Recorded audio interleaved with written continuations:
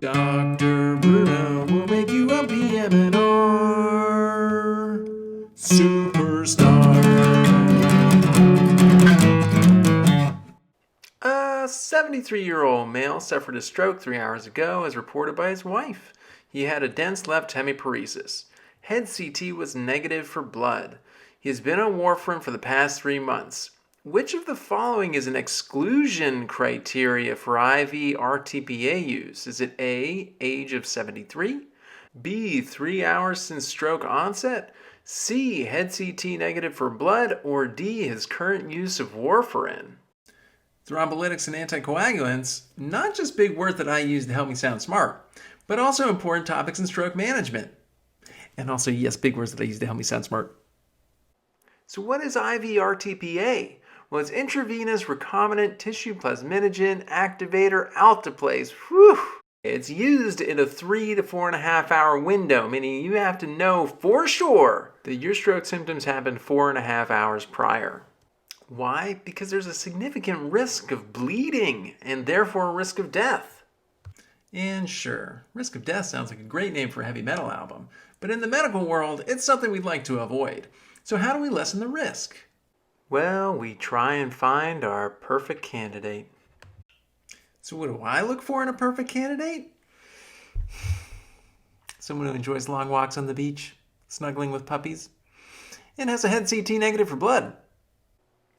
So typical inclusion criteria include, of course, like mentioned before, symptom onset less than 4.5 hours prior. Head CT negative for blood, of course.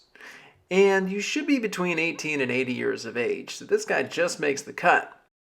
Lastly, you have to not currently be on any kind of anticoagulation, otherwise the risk of bleeds could be significant. And yes, I know we figured out the answer already, but let's quickly talk about exclusion criteria now. Of course, it's the opposite of the inclusion criteria, but there's also a couple other things worth mentioning here. For example, number 1 is a history of stroke or TBI in the past 3 months, which definitely is a concern when you're dealing with acute rehab patients, as a prior stroke is probably what landed them there in the first place.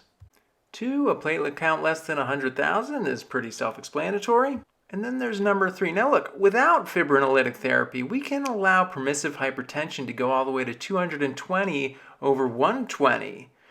But if we're going to use fibrinolytic therapies, blood pressure should remain below 185 over 110.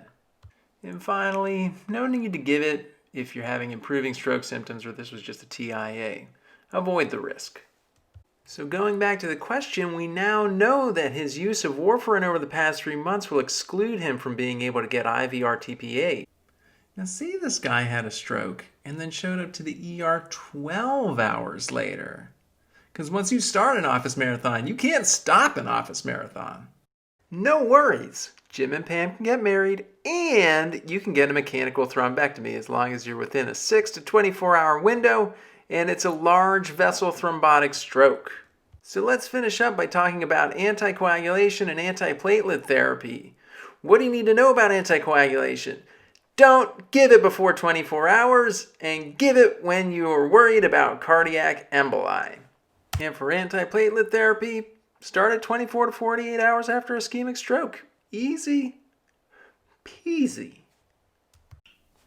You solved another one! 4 in a row! Wow! Like and subscribe below, then take a break. Go do some yoga. We'll see each other next time. Great work!